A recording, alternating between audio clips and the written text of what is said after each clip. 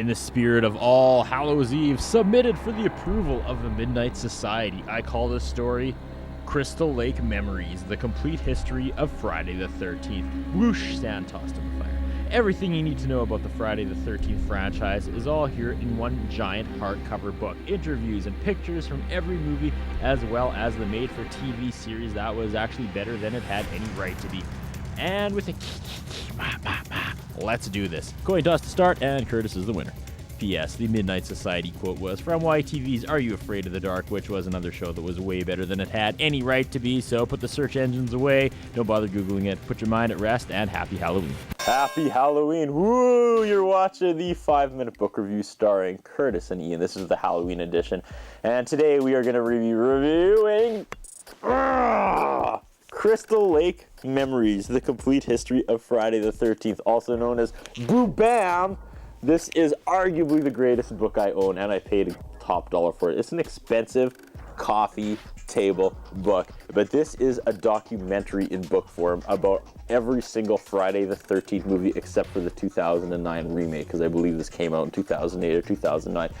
If you like the franchise, if you care a little bit about the franchise, it is worth the like $80 or $70 for this coffee table book. It is an incredible read. I couldn't put it down. It is full of gigantic, glossy pictures. This, ladies and gentlemen, is a book. You get so many behind the scenes and insight from each movie, and they interview literally probably 98% of every actor that's been in every movie. Ian? It goes without saying that this book is for fans of the franchise. Like it just is. I mean, that's all there is to it. There's no reason to read this if you are not interested in Friday the 13th. That's just it. And I'm not a massive fan. I will admit I did enjoy the original quite a bit. The remake, not so much. But this book is really well done. I've seen a lot of books over the years that chronicle different things, different franchises, different things in history, like, there's books like this about Star Trek, about James Bond, about Marvel Comics, whatever you want to read, there's one of these books for it, for these sort of ongoing franchises that have taken up so many different genres. Like there's been Friday the 13th comics, books, movies, TV shows, you name it, there's been it.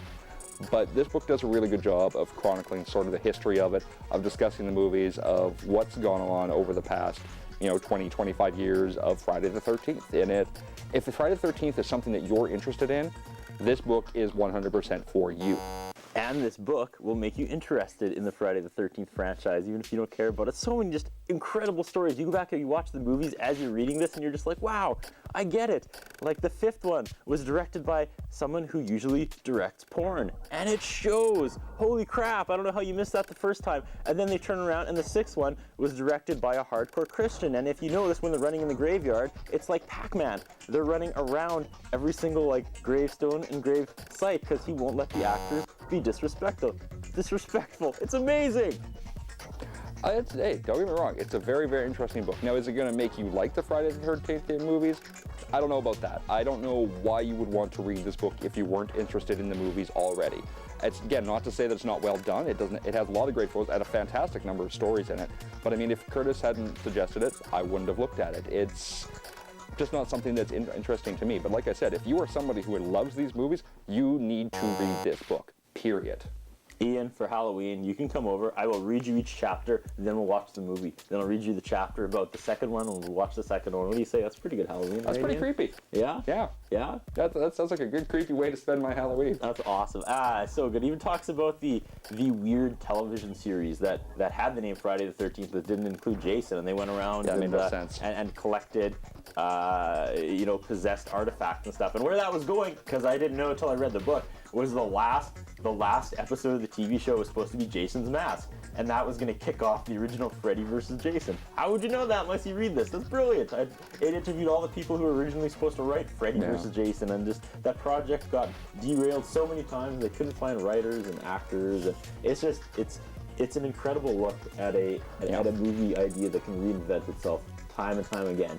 Because they don't cost anything to make, and they make a ton of movies. They make a ton of money, and because everybody dies. So they just get a whole new group of teenagers. Don't rat me, camera guy. I'm on a roll about Friday the 13th. Ian, keep talking. It's great. It's a great book. If you like the movies, you need to read this book. If you're not already interested, who's not interested? It's up to you. Okay, there's only one way this one can end, Ian. Keep looking at the camera. Keep looking at the camera.